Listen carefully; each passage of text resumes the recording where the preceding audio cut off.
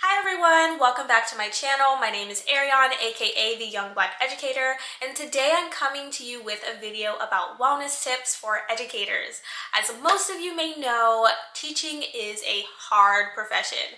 Burnout seems to creep up on you, especially after year 6, 7. You start to feel like, okay, what am I doing here? What can I do to relax and regroup?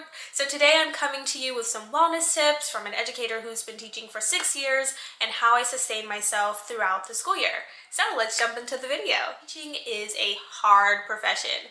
Burnout seems to creep up on you, especially after year 6, 7. You start to feel like, okay, what am I doing here? What can I do to relax and regroup?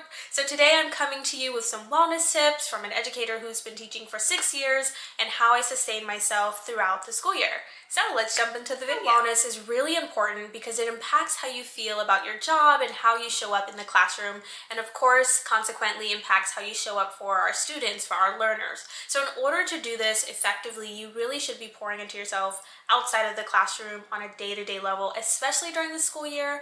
During school breaks, it's a little easier to be a little lax in structure, not have as much as a routine, so that is fine, but we do want to make sure that we are doing what we can to sustain ourselves throughout the school year.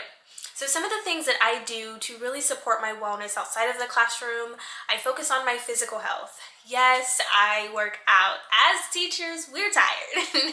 I come home from work most days and I have very low energy. I'm just wanting to recuperate and sit in silence, all of the things. So one thing that I do to ensure that I get my movement in is that I work out in the mornings. Yes, that means early mornings. I'm talking 5:30 Pilates classes, early gym start times, like anything that ensures that you get your workout in for that day. So for me, what that looks like is I plan my workout classes accordingly, according to my school schedule, and I tend to go before work because that's when I have the most energy. And I think the point of my day that should get the majority of my energy in my waking hours is when I'm pouring into my physical health, because this will be important through teaching, before teaching, after teaching, as I'm aging. My physical health really plays a part in where my head is, where my mindset is. So that's something that I pay close attention to. Number 2, in terms of mental wellness, one thing that I do personally is I attend therapy. Therapy has been a great, healthy outlet to really express, all of the stress or things that I'm feeling or navigating throughout the school year, and to really have that unbiased listening ear.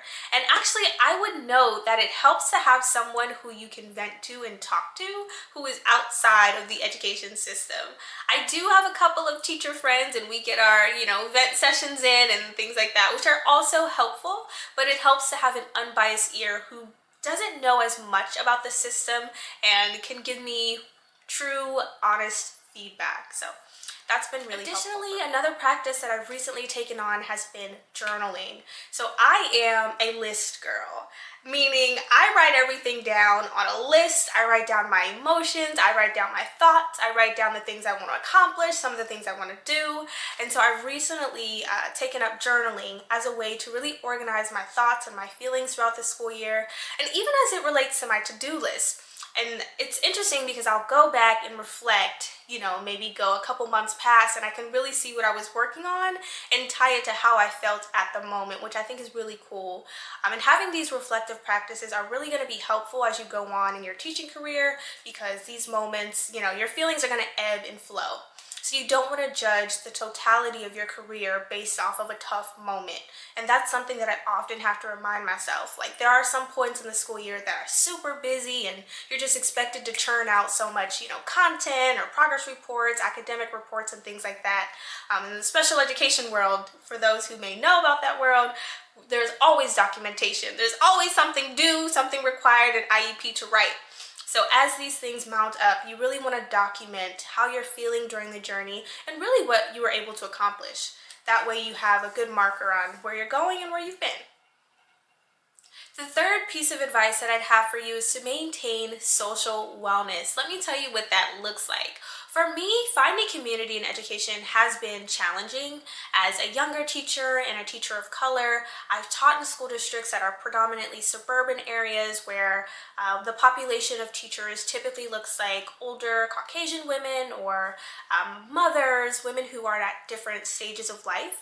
So for me, seeking community has been being intentional and putting myself in rooms and in spaces where I can learn from other educators, preferably educators who I can relate to, who are younger, who are educators of color, who deal with some of the microaggressions and nuances that I also navigate.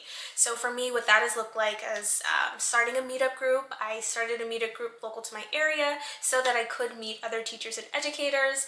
It also looks like attending professional development, of course, on topics that I'm interested in and I think would be a good way to build those connections with other educators who would attend these events. There's a few local nonprofit groups that do professional development in the Bay Area, which is my area where I'm located. So I make an effort to attend at least a couple times a year to really be in the space of networking and meeting other educators.